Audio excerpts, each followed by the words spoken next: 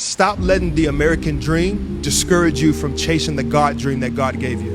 America tries to trick you into thinking that it's about the hustle. It's about the grind. I gotta hustle. I gotta stay up late hours and I gotta do this and I gotta do that. There's a scripture that says this. It says, don't worry about what you're gonna eat. Don't worry about what you're gonna drink.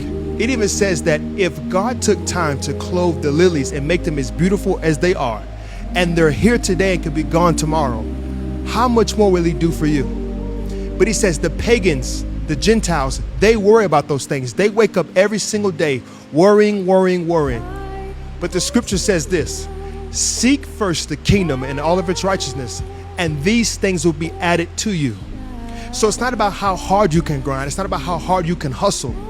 It's about how much can you seek God and how much can you obey the word that he gives you when he gives you the word. So it's not about the grind. It's about putting your focus on the one that releases the blessings.